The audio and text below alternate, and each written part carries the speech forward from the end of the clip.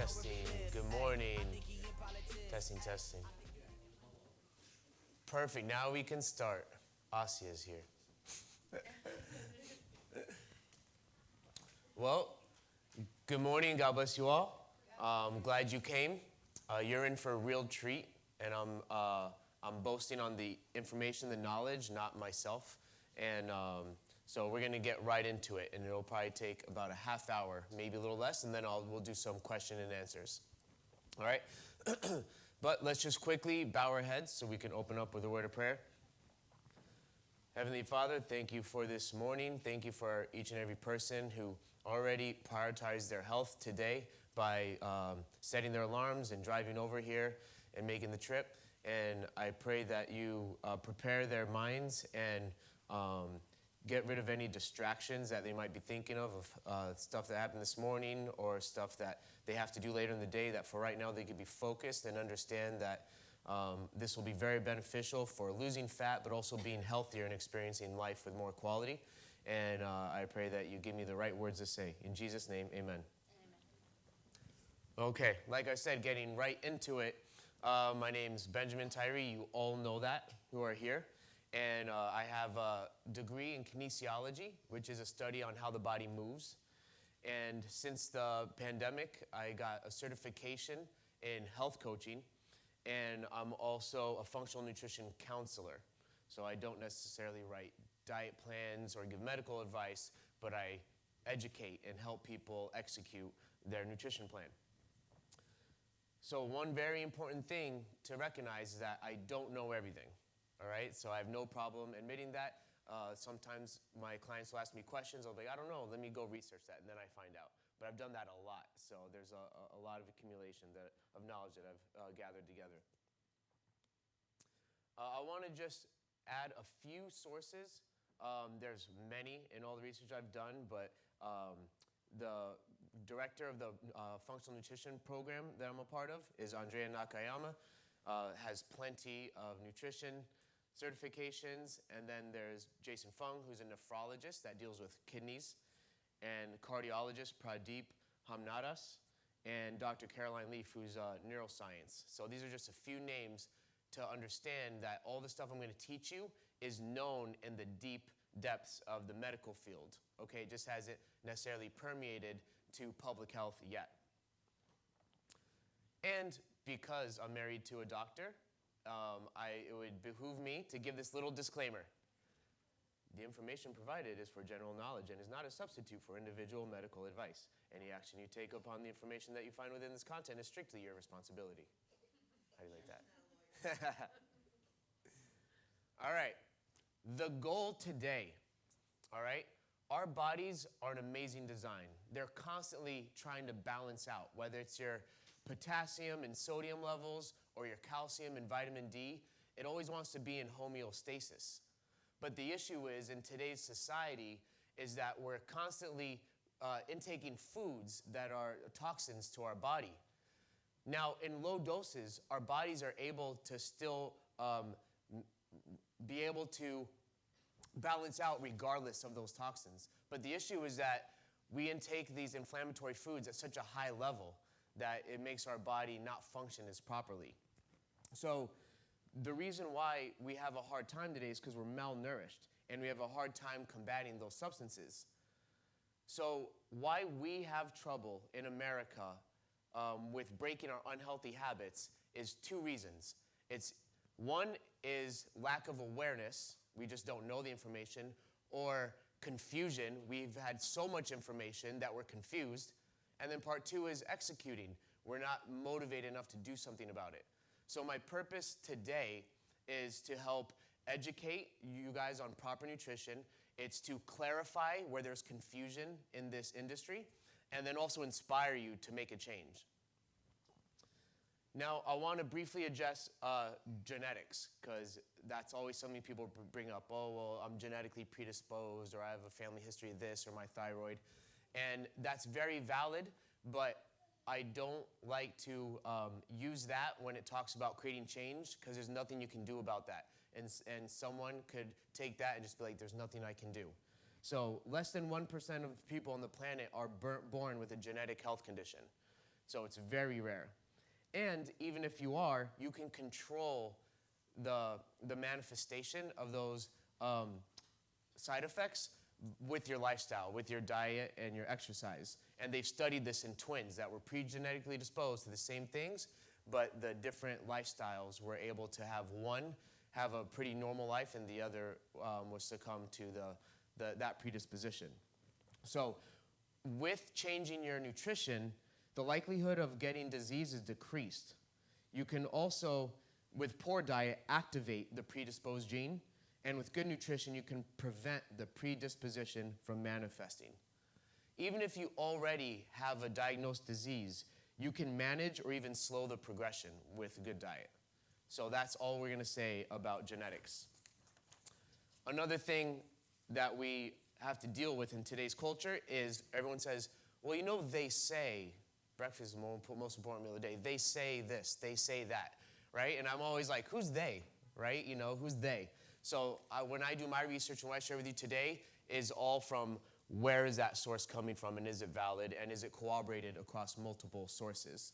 So it surprises me how many outdated principles that still exist in the professional world. You know, I interact with doctors, registered dietitians, nurse practitioners on a weekly basis. And I'm surprised at some of the things that still are unclear in their minds. So lastly, I want to demystify the truth about nutrition and just give you research-based claims. I'm going to share with you a few myths that I used to believe about nutrition, even as recently as last year. I mentioned one already. Breakfast is the most important meal of the day. That is not true. 2, it's best to eat 5 small meals per day or every 2 to 3 hours. Another myth, not eating for several hours makes you store fat. 4, you need protein right after your workout or it's wasted. And lastly, fat loss equals calories in versus calories out. And this is a big one because that's deep in the fitness world. And that was the most recent thing that I learned about. That is not purely the case. Now, we all have heard of lifespan, but a term that I like to focus on is health span. And there are 3 benefits when it comes to focusing on your health span. 1, you can extend your life with proper nutrition and lifestyle. 2, you can delay the decline where it's not as steep and rapid of a curve. And lastly, you want to decrease the period of enhanced morbidity. So your last few years of life, you don't want it to be miserable. You're in hospice, you have a home care and nurse aides that have to do everything for you. You know, I personally want to just be able to function on my own until, the Lord takes me home. So health span is very key, and it's something that a lot of young people don't think about because they just go by how they feel today. So, question for you guys. You can blurt out the answer. Why do we choose to eat foods that are unhealthy even though we know they are unhealthy? Because it tastes good. Number 1 answer. There you go, right? So we eat for pleasure. We're like, this food tastes good. I want it. It releases dopamine and we feel good, okay? Question number 2. What is the purpose of food physiologically for our bodies? Again, I'm looking for an answer. Energy. You're on fire, Lori. There's one more. There's one more purpose for food. Immunity? Huh? Immunity? It does help your immune system, but there's an overall reason above that. There you go. It is information for your cells. It is what your body is like, okay, we're going to release these hormones. That's what it's all about. So energy and nutrition, you could say, but energy and information. If you buy a really nice, expensive car, you're not going to put cheap oil in it, right? You're going to spend more money and get the nice oil. Why? Because with the cheaper oil, it's going to break down more often. It's not going to last as long. It's going to have more issues. You want the better fuel. So that's how we need to think of it. It's not just energy to live, but also to survive, but also information to thrive. So it's very important. So you see how our culture thinks of food backwards. It's just, this is what I want, so I'm going to eat it. We don't think about it. Yes? So the money that I save on cheap oil, it costs me anyway. Right, exactly. You invest now or you invest later, in medical bills. But worse than the medical bills is how you feel. No one wants to feel like that. So there's definitely an investment. So obviously, organic food and healthier food costs a few more dollars, but it's an investment. It's not an expense. It's not a bill. All right, now let's get into the meat and potatoes. Health made simple. So healthy eating, there's a tendency to define it as a special combination of protein, carbs, and fats, but common sense says that's not true, right? Fat that's in salmon or avocado is not the same as margarine with trans fat, hydrogenated oils. We know that not all proteins are created equal. We know that carbohydrates are not. White bread is not the same as kale, right? There are two different types of carbohydrates. That's the information that your body uses for releasing different hormones. And the same is true for calories. The whole calories in versus calories out. If that were true, then that's saying all calories are created equal. And we know that if we eat 2 chocolate chip cookies, which is 100-something calories, and we have a green salad, which is 100 calories, it does different things in our body, right? Our body reacts differently. So this is not true. It's common sense, but it's just something that we haven't thought about. So that's the perception that we've been taught to believe. So what is the truth about nutrition? Very simple. 1, eat whole, unprocessed foods, stuff that comes from the ground. And one thing we don't realize is that I don't know if anyone, raise your hand if you heard of glyphosate. It's a pesticide that they spray over the fields, to kill weeds, but it also gets into the plants, and it's very carcinogenous, which is cancerous. So even when you think you're eating healthy, you don't know what they did in the processing. We're all very aware of what happens to animals too if they're not free roaming and eating the grass. And we also, if you don't buy fruit locally in season, they're getting it from another country. So they could pick it green and it gets ripe on the back of a truck, and it didn't produce the nutrients that it would have if it were connected to its roots. So you want to eat whole, unprocessed foods. A good way to do that is make sure you buy organic, because they claim that they didn't do those processes, or go to a local farmer's market. That's my favorite, where you can actually go right there. Ultimately, you can start your own garden and farm. So what we're eating now is more like food-like substances. Our body doesn't know what to do with it. When you give it organic compounds, it knows exactly what to do. But when we have inorganic synthetic compounds, our body is confused, and that causes inflammation, out of balance. So just eat real food. Another one is eat more natural fat, right? Fat was public enemy number 1 for most of you growing up, right? Oh, you need a low-fat diet. But fat is actually very good for us. But the fats you want to stay away from, like I said before, are trans fats, stuff that was processed, which creates free radicals in our body, which can cause cancer. So avocado, hummus, nuts, like I said, the fat in salmon, those are examples of really good fat. You don't have to think, I have to limit it to this amount. All right, and the biggest one is reducing sugars and refined grains, because consistently high insulin levels are the root cause of all metabolic diseases. A metabolic disease is something related to what you eat. So we need to understand which foods cause the most insulin release and high blood sugar spikes. So I want to give you a good frame of reference right now. Sugars, refined sugars, which is different than honey and natural cane sugar, and processed carbs, so we're not talking a sweet potato or greens. Those are the foods that cause the most insulin release. And now, metabolic diseases include heart disease, cancer, diabetes, stroke. Do we recognize those as some of the leading causes of death in America? If you search the CDC, they're all up there. Those are metabolic diseases. And the cause of the most insulin, which produces insulin resistance, are refined sugars and refined carbs. Quick history lesson, those didn't exist before the early 1900s. That's a modern day food industry process to create a longer lifespan and shelf life of the food so it doesn't go bad, and it's better profit for the companies, right? So the way I saw this, and it hit me hard, is putting two and two together. We in the West, the Western diet, has created the very food that's driving all the leading causes of death in our country. I think that's just powerful. Like, I still can't get over that. So this knowledge can be empowering when you're making your food choices. It's not just about, oh, what's yummy? You can say, wow, this is actually poison that can lead to this disease over time.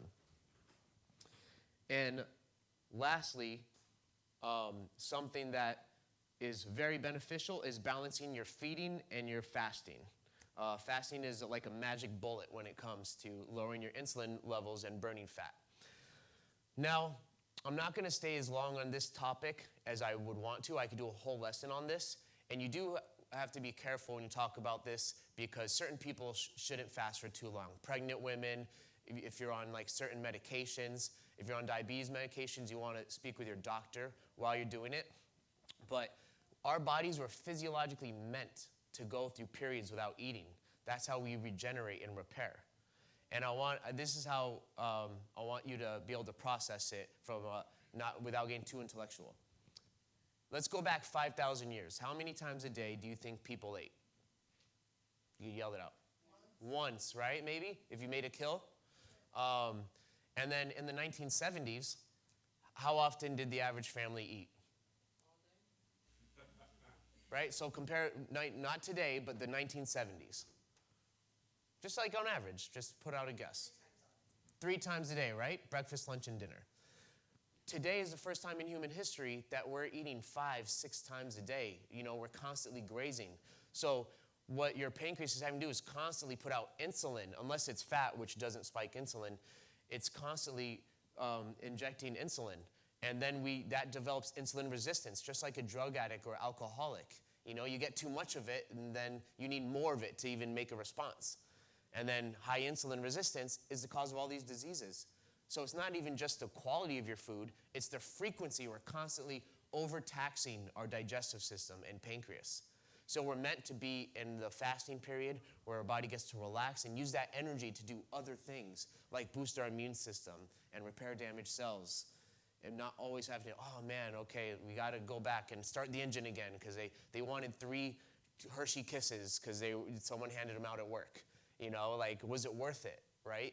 It's better to eat a full sustaining meal and be good for several hours and then eat another meal. There's a few different benefits.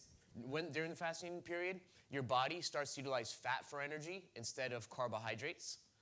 I already said cell autophagy. Your damaged cells get repaired by the healthy cells. And then your body produces a hormone called ketones, which is able to be used by every cell in the body, including the brain. So when you go through fasting, you actually get sharper and more energy. I know a lot of people equate fasting for starving, or they'll be like, oh yeah, I tried to fast until dinner, but I just couldn't make it. I needed energy.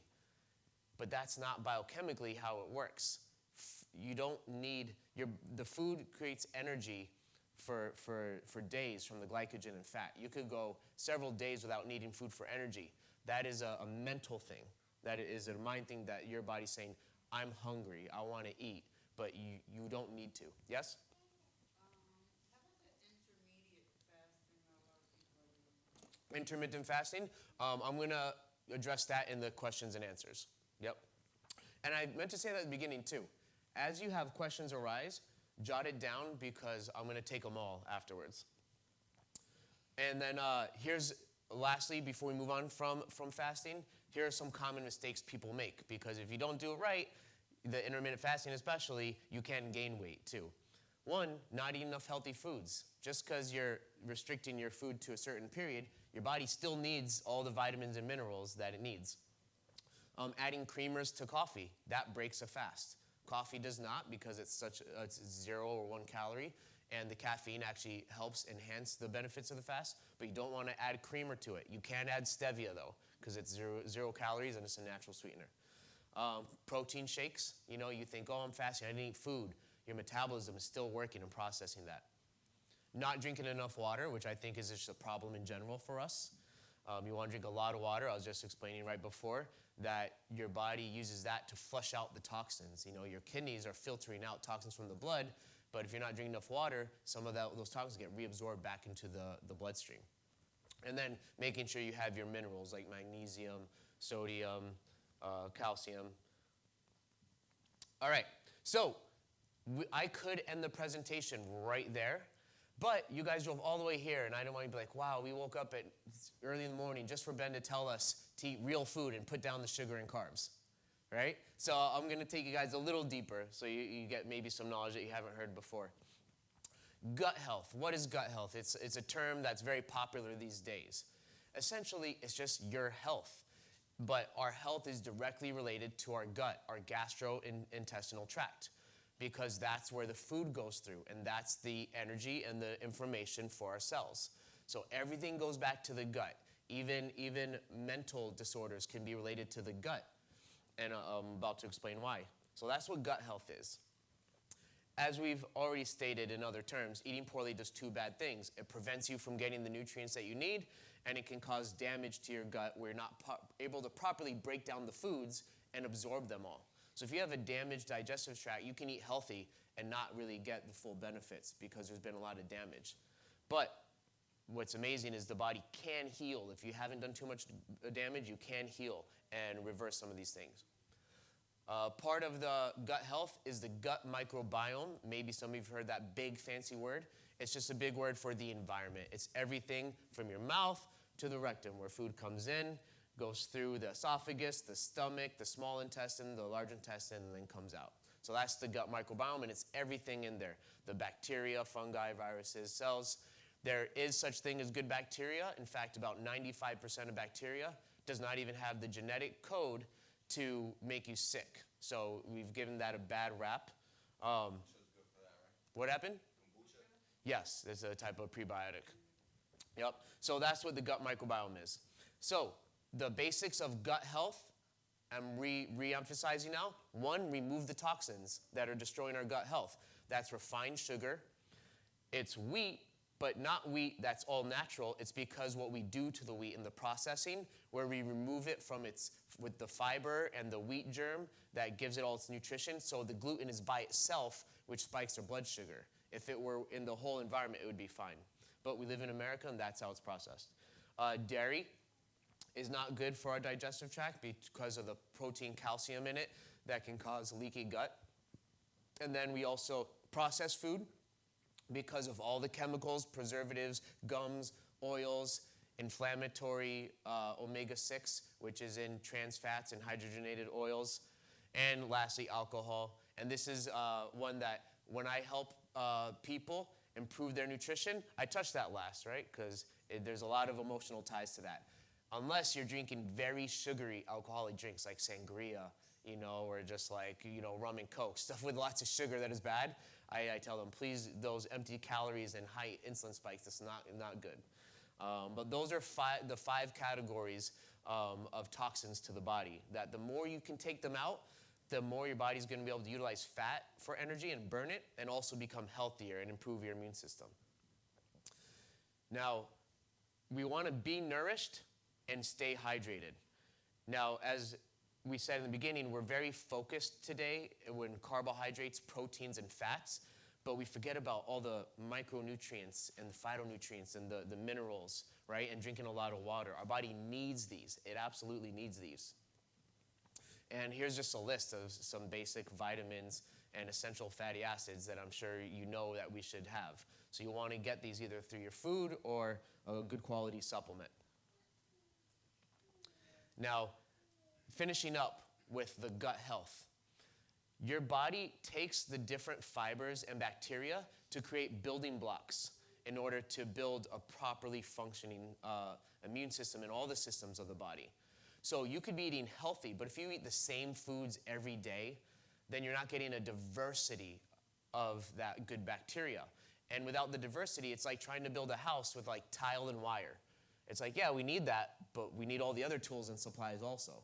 So you want a diversity. So that's one reason why vegetarians or vegans tend to be deficient in things. And I would say all people are deficient in things because we don't eat that broad spectrum, most of us.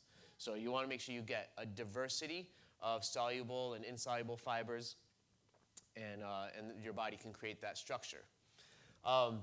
So remember how I said that gut health can affect your mental state and vice versa? It's because the brain and the gut are connected along the vagus nerve. So they communicate back and forth. In fact, has anyone heard of serotonin, the hormone serotonin? That makes you happy. 70% of serotonin is produced in the gut.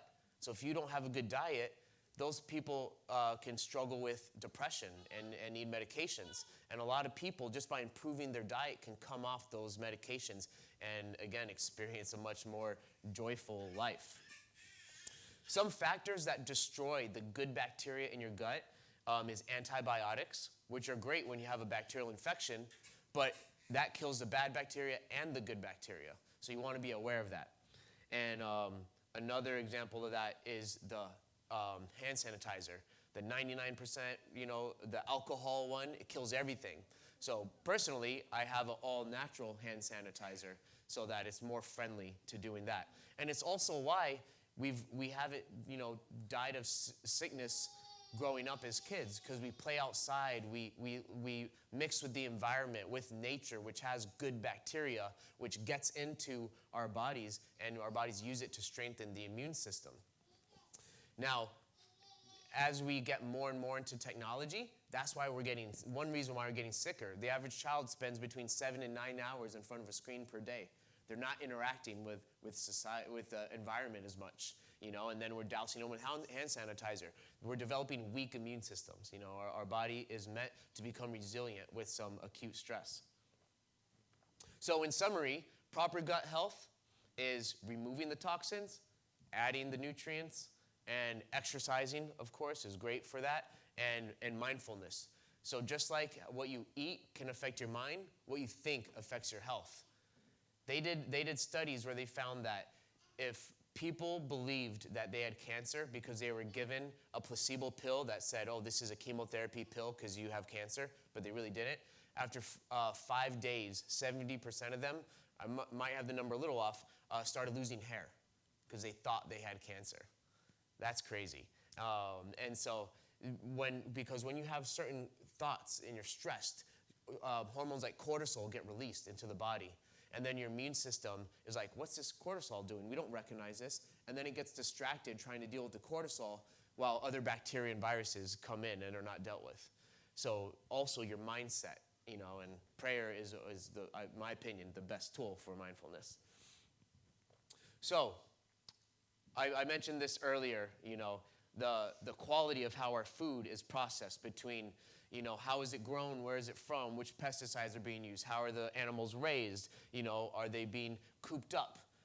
By the way, free range does not mean they get a roam, You want to look for pasture raised. That means they're literally raised in a pasture, free roaming and eating the grass. And so what are they being fed? A lot of the antibiotics in our country are fed to the animals we eat, and then we're eating those antibiotics. And then that's destroying our gut microbiome. And if animals are stressed at the time of being killed, those stress hormones get into the meat, and then that gets into us. So as Dr. Caroline Leaf said, we aren't what we eat, we are what the thing we eat eats. Another phrase is, we are what our body is able to break down and absorb. Like I said, if you have a not properly functioning digestive tract, you might not fully break down the foods and fully absorb the nutrients. So also, the more our food is prepared, the more it's depleted of nutrients. So when you cook food, it loses some nutrients. Microwave would be the worst, but even boiling food, it loses some nutrients. So just to be aware of that. All right, so you might hear all that and be like, wow, how am I supposed to win having proper nutrition in America, in our culture? It's so hard, right? Everywhere we go, the convenient foods are all those things you said, Ben. They have all those toxins and processed, and then there's, even if I think I'm eating healthy, it's probably stripped of the nutrients. And that's why Dr. Mark Hyman, medical doctor who then transitioned to the holistic, he's quoted as saying, it's simply impossible to get adequate amounts of all nutrients through food alone. And so I didn't like to learn this because as a personal trainer for 10 years, I never messed with supplements because one, there's a million of them, and two, I didn't really trust most of them because there was a lot of gimmicks behind it. So I've done my research, and I want to share with you quickly, so how do I choose supplements? How do I know what's in my cabinet is good? You mean the GNC men's multivitamin isn't really like being properly absorbed in my body? So here's some questions you need to ask. One, are you deficient in this nutrient? If you're not testing your blood, then you're guessing, you know. Two, is the compound organic or synthetic?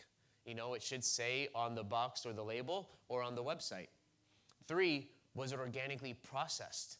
You know, a lot of vitamins, they oxidize the vitamins before they put them in, which is not good. And then lastly, was the specific brand studied for its efficacy? You don't want to buy fish oil and be like, oh, omega-3 is shown to help the body. Okay, but what about Kirkland's fish oil? How did Kirkland test their fish oil that the omega-3 was proper? You know, so these are some questions you need to ask. And it takes a lot of work. So either you need to be willing to do the work or ask someone who's done the research that you trust, you know. And so very lastly okay, that was simple concepts, Ben, but it was a lot. I took notes, but I'm gonna have to process that. But where do I get started, right? So I want to talk about the most important part of this whole process. By the way, guys, where does digestion start? That's what the common guess is. There's one place it starts first. Where do you think? Your mind. It starts in the mind, right? You just have to decide if you're going to eat or not eat. You have to decide what you're going to eat before you actually put it in your mouth. So it starts in the mind. So how do we get into the mind to create the new habit, right? So get a load of this neuroscience. We have a non-conscious mind and a conscious mind. Our non-conscious mind is made up of our past experiences and the emotions connected with those experiences.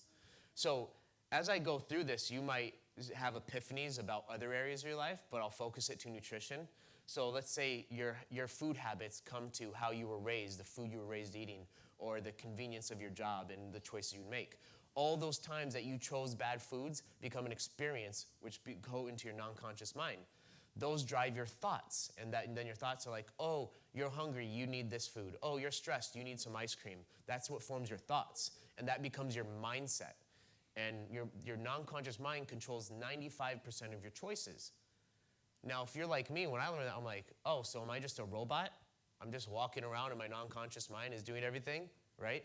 Well, obviously not. And that's where our conscious mind comes in, which is about 5%. These are estimates, about 5% of what you do, the choice you make. You chose to be here today. You're going to choose to eat certain foods. You're going to choose not to eat certain foods. When you make that choice, it becomes an experience, right? So that's how the conscious mind works. So here's a nice little diagram, I think it's nice, to reinforce what I just said. So we have an experience, right? Let's say we have an experience and that becomes our thoughts. Our thoughts become our mindset drives our choices, and then our choices become new experiences. And it's a vicious cycle when you have a bad habit. It's like, how do I get out of that? Because my choices are creating the mindset, and my mindset's creating the choices. The conscious mind, awareness. This is what I said at the very beginning. One of my main purposes is to create awareness. If you consciously make the choice, okay, today I'm not going to eat the bread or pasta. I'm going to eat the greens and the protein instead. That choice now becomes an experience that gets filed away into your non-conscious mind. Now that new experience can start to compete with the other ones and maybe start to change your thoughts. And then your thoughts then drive your mindset. And over time, now you have a better mindset of how you choose your foods. And then that mindset of healthy, wanting to be healthy, now drives your choices, where now you're not thinking, you're not like, oh, self-control, I really want this donut, but I'm going to have this instead. Now it's just second nature, because you've done it enough times repetitively where it's changed your mindset. And your brain, by the way, the brain matter, actually changes when you make a new habit. New grooves are made physically in your brain matter. It's called neuroplasticity. So that's why it takes time to make a new habit. And I was always taught it was 21 days, but the neuroscientist said it actually takes 3 cycles of 21 days, because 21 days is a short-term memory to become a long-term memory, and then 3 cycles of that converts the long-term memory into an automated memory, automatic, a habit. So it takes time to really change your mind. But then when it's easy, that's when you're healthy and you don't have to think about it, you don't have to stress about it. Now, a lot of people from day 0 or day 1 to 63, they need help, and that's why I even have a job, as an accountability coach and to help people week to week, day to day. But there's, other things you can do as well. Here's some things you can do leaving today. You don't have to hire a personal trainer or nutrition coach. 1, accept that your habits have not been good. You have to be able to accept that. 2, forgive yourself. Don't feel bad. So many people I work with beat themselves up when they make a unhealthy decision. Be like, okay, I didn't know, or I was too busy, or whatever it is. Forgive yourself. And then desire to change. Say, you know what? I want to change. I may not know how, but I want to. And then 2, bring this awareness, this knowledge into the real world. Next time you go shopping, think about these things. Oh, I'm going to look at the package. Is it organic? Is it pasture raised? Is it grass fed? Bring this into the real world.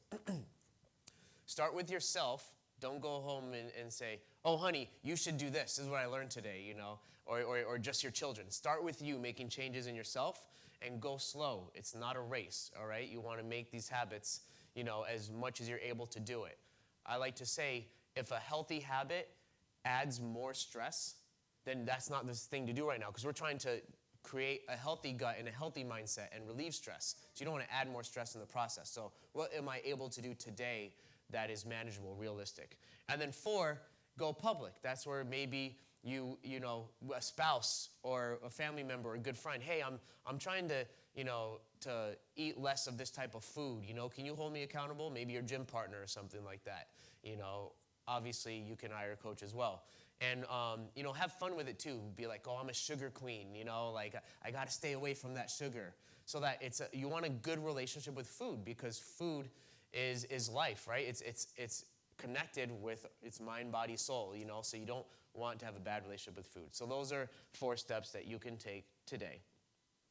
And your goals are attainable, all right? So many people, when I ask them, what are your goals? They'll say, well, realistically, I'd like to be here.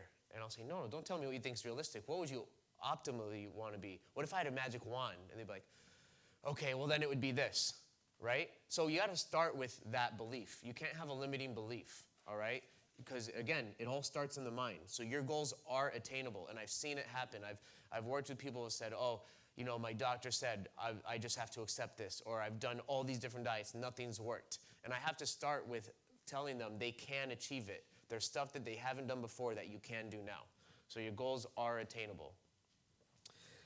And now just a little bit something that I also recommend. As you start this journey, I assume most people want to lose some fat, body fat at least, even if not from vanity, for a health standpoint, because body fat can be very unhealthy, especially around the stomach, is you don't want to, you can go by how you feel in your clothes, but it's good to track and make it more scientific, So there's this scale that's on Amazon, and it's only $20, and I recommend it to all my clients because it's very consistent. Some scales are you step on, you step off, you step on, and it gives you 5 pounds different or whatever. And it tracks body fat, and it connects to your phone. So it's it stores all your history. So I don't make any money from that, but I want you to leave here today to be able to start making steps if you don't already have a body fat scale. I bought one a couple years ago. It was $120, so I'm kind of upset that there's one that's $20 on Amazon. Another thing you can do today, these are some easy things that are so bad for you. If you have iodized refined table salt, get that out. That is so bad for you. It's, again, removed of all the real nutrition from salt, which is actually good for you. So you want sea salt or pink Himalayan salt. There's also Hawaiian red salt, but I just find it's not as accessible. So you won't do that first thing in your house.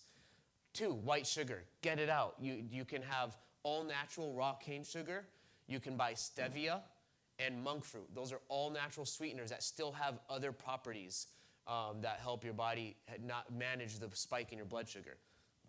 And the big one, the seed and vegetable oils, canola oil. This is highly inflammatory omega-6 fatty acids that cause inflammation, and inflammation is the root of disease.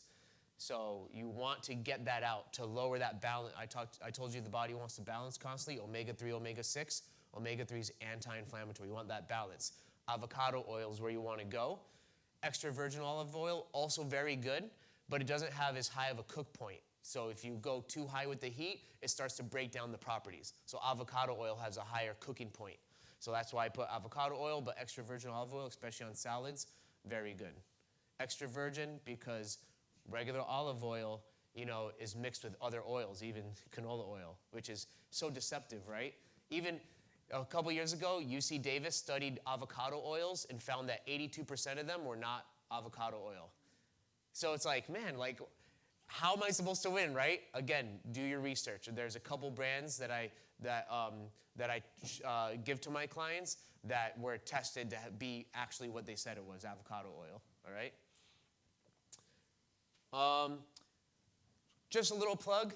I do put out nutrition content, on a weekly basis that are people find very beneficial. So these are where you can follow me on Facebook and Instagram. I do have a website, and you could also email me with questions if there's certain documents you wanted of stuff I shared. I can also email to you. So if you want to take a picture of this, or you can ask me afterwards. And with that, thank you so much for trusting me with your time. I hope you got a lot out of it. We're going to be transitioning to the questions and answers. But before I do that, because I don't want to forget, some of you live very locally in Haverstraw, but I know most of you are in Rockland County.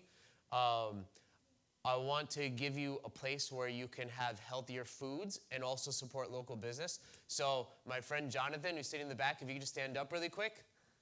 There's Jonathan. So he, you're like, why are we clapping? I don't even know. He owns Good Roots in Haverstraw off 9W across from Wendy's. It's right next to Planet Wings. And so he has not only a juice bar with some vegetarian options, he also has a little mart where you can buy better quality chips, snacks, and all that other stuff, vitamins, supplements, So I just wanted to give him a shout out there. And he's also in the process of making a website where you can order supplements at wholesale delivered right to you. So I'll keep you guys in the loop with that. So that's the end of that. And now I would like to give us maybe 10, 15 minutes of questions and answers, if you guys have. Yeah. Zach, if you put information slide back up for them and just leave that up for the audience here. Yes. Pastor Tim, you have a question. Yes, you can take questions. So I've always had a sweet tooth because desserts were part of our home growing up. So then I got married to somebody who wanted to eat better than I do, and it's been a rough go. 37 years with her weaning me from stuff that I really would prefer to eat. Anyway, I've learned that you can kill an appetite by starving it, or you can increase an appetite by feeding it, right? Some of the stuff that I used to eat that she weaned me from, I don't miss it anymore because I haven't had it for so long. Would you have any comments on that issue of curbing appetite or creating appetite in the context of what you're teaching us today? Yes. Very good question. Raise your hand if you have a sweet tooth. Okay, there you go. There was a comedian one time said, well, your stomach and your thighs, your tooth has to answer to your stomach and your thighs for that. So, number one. Well, can anyone guess what the first step is? You already have the first letter. It's like Wheel of Fortune. But. All right. So where does digestion start? Yes. Awareness. Be like, okay, this sugar I'm eating is bad for me.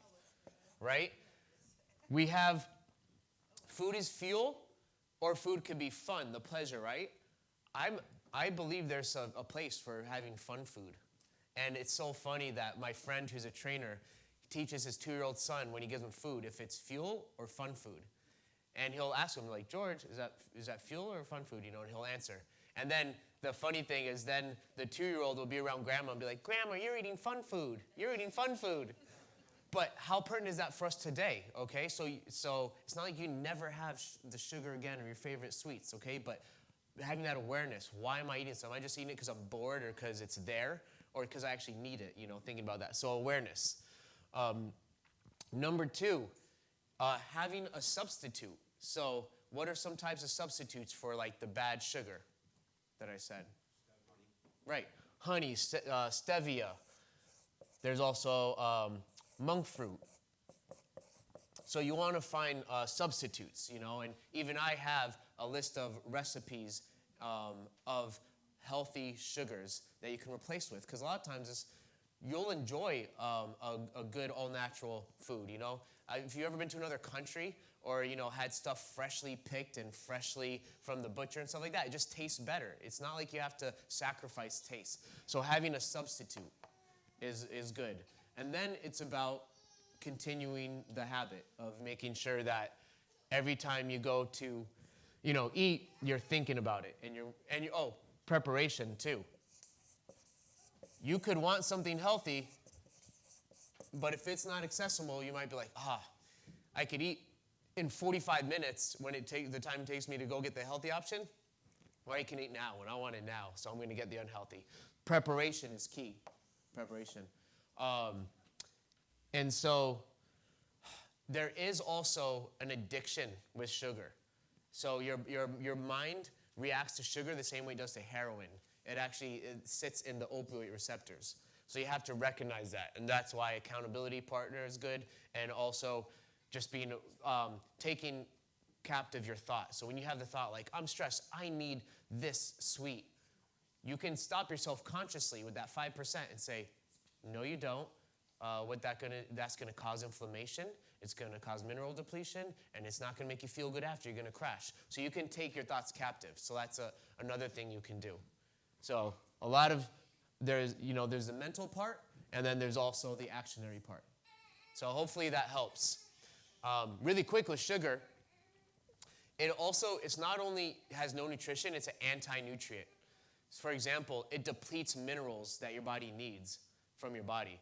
So it utilizes B vitamins and magnesium to process sugar. So then that's less of the good stuff you have in your body.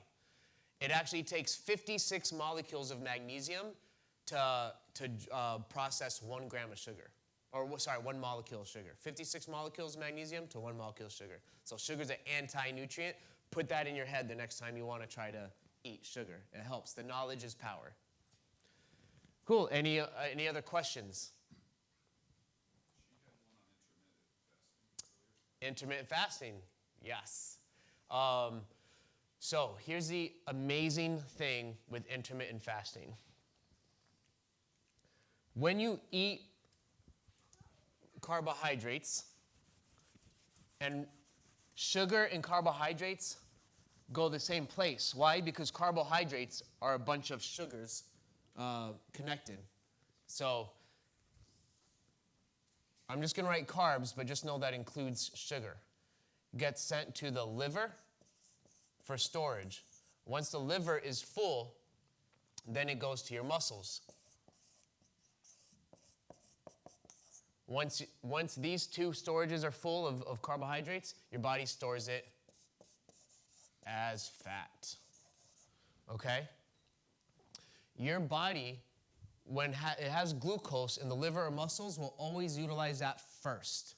You will be, what I call a sugar burner. You will always burn sugar. Until these are depleted, you will not burn fat, which is why people will say, I'm only eating 700 calories. Why am I gaining weight? It's not about calories. It's about the quality. What hormones is your body producing, like insulin? And so you need to deplete the carbohydrates out of here. So there's 2 ways to do that. 1, change the quality of your food. If you're eating fiber, protein, and natural fats, you're not going to store glucose in here. And one famous diet for that, which I do not promote, is the Keto Diet. I don't promote it because a lot of misinformation and people do it wrong. But when you don't store glucose here, your body goes into a state of ketosis. Your body produces ketones, which are very good, and you burn fat. So the other way to do that, other than eating different quality foods, is to not eat. If you don't eat, you're not putting glucose in your body.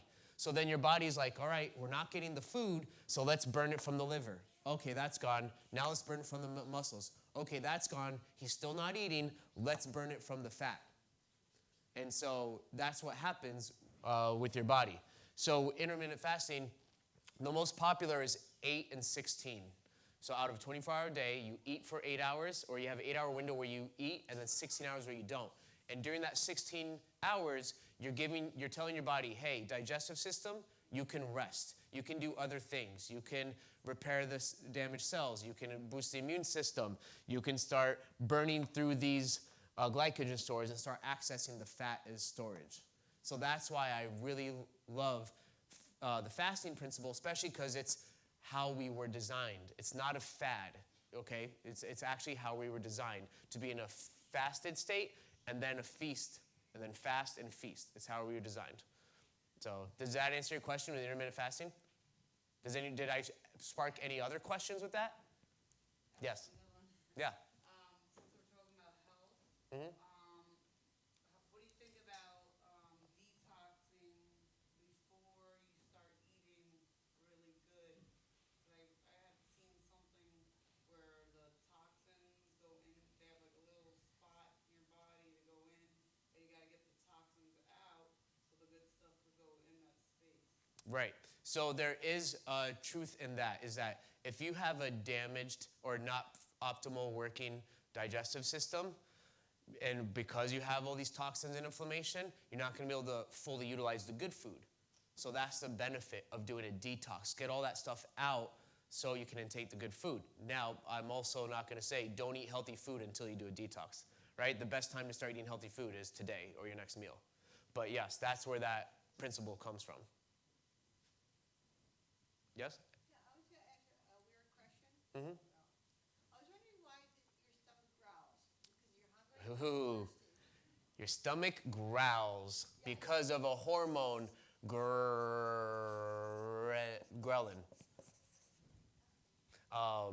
So that's a hormone that tells your body, oh, eat. When the stomach is empty, eat, right? It's just a method of survival, because if we never felt hungry, we probably would just live life and then one day collapse because we didn't eat food, right? And then there's a counter hormone with that, leptin, which is a satiating hormone, which says you're full. You could stop eating. Now, refined foods, refined sugars, refined carbs don't stimulate the satiating hormone, which is why you can keep eating and you can overeat on carbs. But if you've ever been to like a Brazilian steakhouse, all you can eat steak, there's a quick point where you cannot eat anymore because that steak produced that hormone. And you're like, no, I can't have any more steak. Oh, well, would you like some dessert? Oh, yeah, I'll have dessert. Because your body knows, oh, that will not cause the satiation. That's why that happens. And you have to be very careful of that. So that's why we get hungry. We're like, when your stomach growls, you're like, oh, I'm hungry. It's that natural hormone, but that doesn't mean you have to eat, If I get up and have water, then it stops for some reason. Right, exactly. Well, first of all, after a couple hours, your body is always managing. That will go away. Ghrelin isn't released all throughout the day. So when you get that hungry, if you can just say, you don't need to eat, you have enough fat storage, no body, I want you to access the fat, not the food. If you're constantly putting food in your body, your body will burn the food for energy, not the fat. So it only behooves you, right? There should be common sense that if I don't put food in my body constantly, I'm going to start burning the fat. And so yeah, that's the mind game. And then when you change your eating where you don't have the processed carbs and sugars, and or you do the intermittent fasting, not only do you have more energy, but you don't get as the same amount of cravings and the same intensity of cravings, and you don't get hungry as often. That wave of ghrelin release becomes further and fewer in between, and you don't feel like you need food constantly. And then when you are saying, oh, I'm hungry, I want to eat, and let's say you don't have access to food or maybe access to the food you want, it's not so hard to be like, I'll just eat later, But when you're a sugar burner, when your body is used to glucose, man, those cravings come on like a wrecking ball, right? And you're like, no, I need to eat now. I'm swerving into McDonald's again, the nearest thing, or going to the gas station, So there's so many benefits to, not getting the glucose in your body. Fruit does have natural sugar in it, fructose, which does cause an insulin spike, but it's not the same effect, per portion size because it has all the fiber and nutrients that slow down the breakdown. So another hack for you guys, glycemic index. I'm sure some of you guys have heard of glycemic index. It's a list of foods and how much it spikes your blood sugar. Glycemic load is better because glycemic load takes into account the quality of the food and the portion. So there's not a lot about it online. I tried to find a nice printable chart. You can't. So I bought a book with a list of foods. But if you just ate a diet of foods low on the glycemic load, that's like a easy one-step process in how to really burn fat and improve your health. Yes? Is it possible to be set up with all of these great supplements, like you said? Yes. My diet is an Italian diet. Right. Does it cancel the supplements out? Right. It does not cancel it out, but like I was telling her, it could make it where you don't get all the nutrients from those supplements. But it's clear, I can say anecdotally of having hundreds of clients, that adding a high-quality supplement sparks a change. And I'm sure most of you can attest to that, where you've gotten a supplement like, whoa, like I definitely noticed a change. So it's not black or white in extremes, like, oh, this has no benefit or all of it. There's a scale. So, but it's why you want to make your diet better. But it's also why to me, supplements is like cheating. I told you health is 3 things: be nourished, keep the bad food out, and be hydrated. So when I have for breakfast, I'll do like a green smoothie with my vitamins. Boom, I checked off one of those boxes. Now I don't have to worry about like eating all these different foods, eating the rainbow.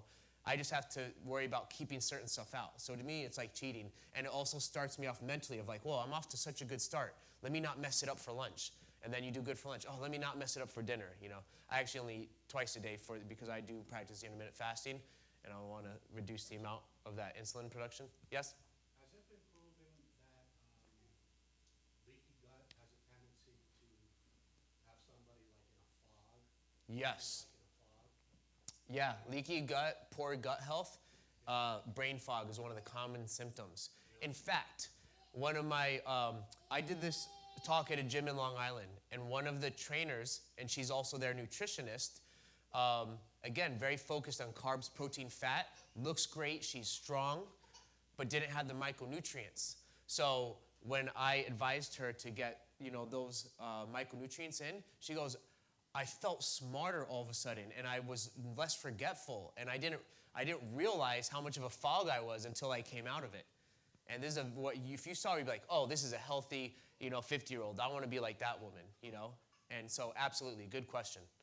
So the thing is, with gut health and your cell, because it all comes down to your cell, that's the building block of who we are. Our systems of the body are made up of organs, our organs are made up of tissues, and our tissues are made up of cells. So if you change the health of the cell, you start potentially reversing everything in your body. So when people say, well, what's the benefit of reducing inflammation or eating healthier? It's like, what's not the benefit? It's like a shotgun of improvement, in all different areas, including the brain, including your energy. I said this a couple weeks ago when I promoted this event. When you change the way you eat, it's like you live life in another dimension because your physical energy goes up, your mental energy goes up, your ambitions go up, your choices are better. It's just like a snowball effect in all areas of your life. In fact, this is how beneficial fasting is. The benefits of fasting keep going up after 16 hours. There are people that do extended fast for 36 hours, 48. It's recommended by some doctors for healthy people to do a 24-hour fast at least once a month as just a natural cleanse. But there are people that do 7-day fasts often. The average American can live 30, 40 days off our own body fat. And so that whole thing like, oh, I have to eat, is simply not true. When I did a 72-hour fast a couple weeks ago, first time I did one that long, I tried it one other time and I cheated with like a little bit of crackers on day 2 and like a Gatorade on day 3. This time I just did water and coffee, and I was able to notice that. No drop in energy. I didn't need food. I just drank lots of water, and I had a black coffee every morning. So going with that, talking about the cell and how you live in a different dimension. So when you do an extended fast, your body starts repairing like crazy, repairing.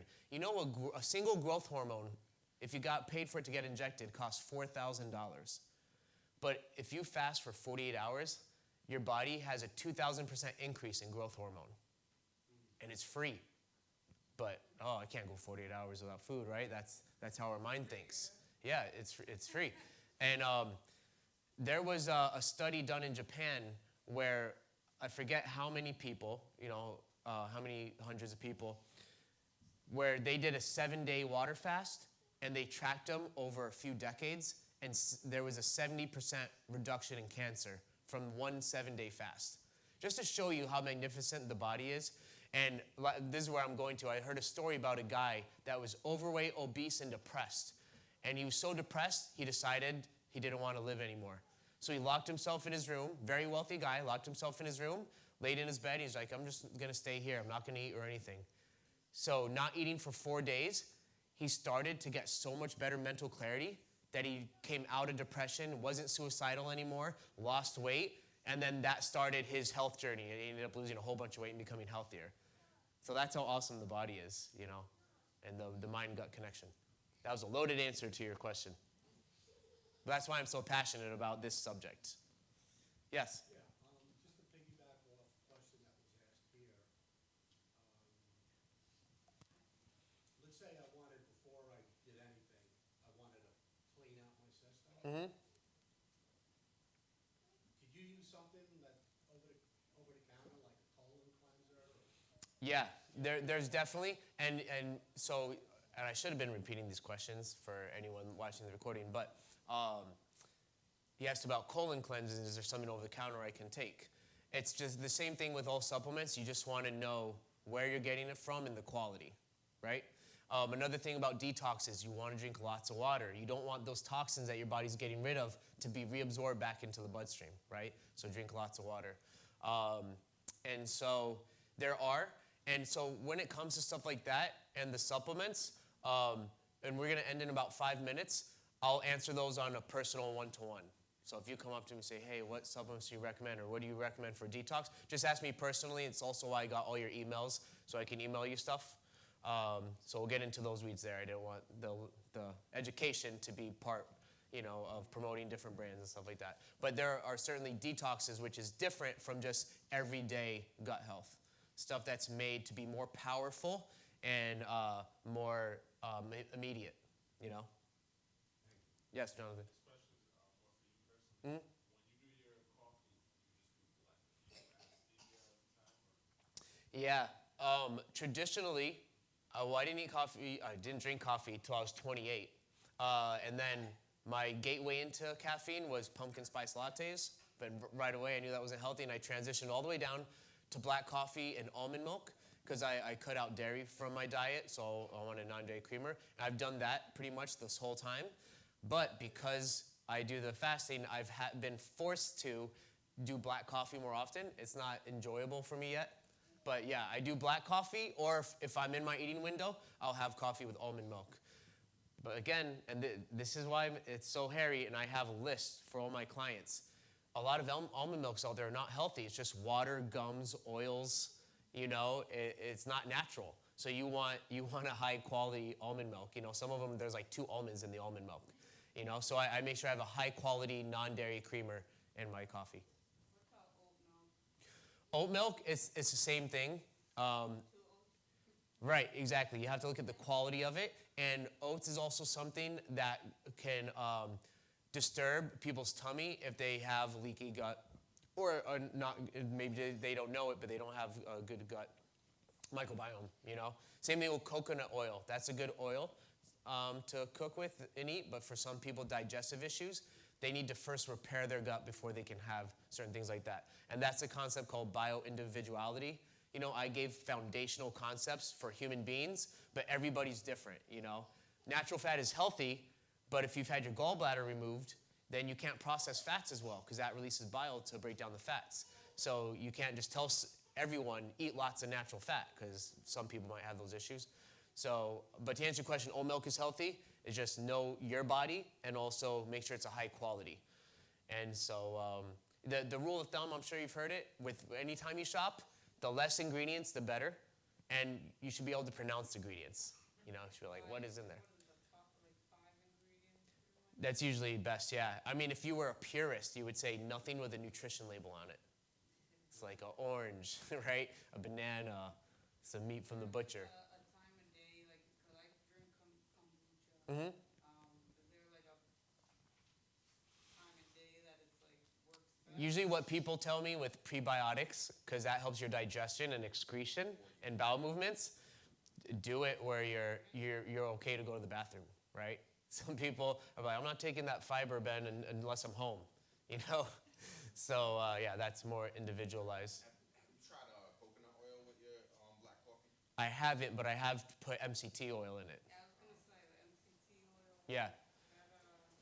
That, I know they were coming out. I forgot what it was called. Bulletproof coffee, grass-fed butter, which is high-quality butter in the coffee. It helps produce ketones, just like MCT oil.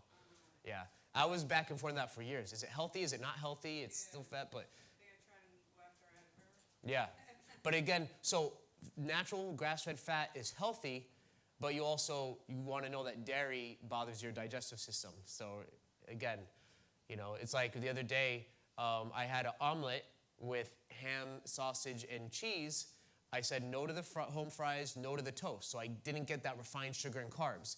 But I had the dairy, which, has some nutrition in it, but also bothers the digestive system.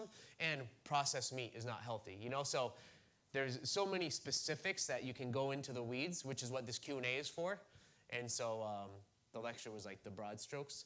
But yeah, absolutely. And I want to say one thing, address a question that was kind of intertwined, or you just made me think of it. The time of the day, right? Oh, is it bad to eat after 7? Have you ever heard that or wondered that question, right? If you eat healthy food, unprocessed protein, fiber, fat, any time of the day is fine. That is my belief and philosophy. So it's when it's not good, you can get away with a refined carb better in the morning than at night. The reason is because your body regulates insulin better in the first part of the day.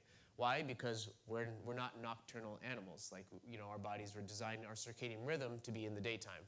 So those processes work better in the morning. So that's where it is beneficial, to eat in the first part of the day, not the second part of the day, but I don't want to say it's bad to eat after a certain time. Until recently, I've eaten dinners at 9 p.m. because that's when I get home. And I just have a nice, healthy dinner at 9 p.m. But now I'm stopping at 5. And I have noticed my sleep has gotten better. That's another benefit. When you eat better, your sleep gets better. When you do intermittent fasting, your sleep gets better. So there's a whole array of things. We'll just do one more question, and then we'll wrap up if we even have one more. I had basically a conversation, I forgot with who, but about seedless grapes. Mm-hmm. Grapes are supposed to have seeds, right? Yeah, but there's some plants where the seeds produce a chemical that upsets people's guts.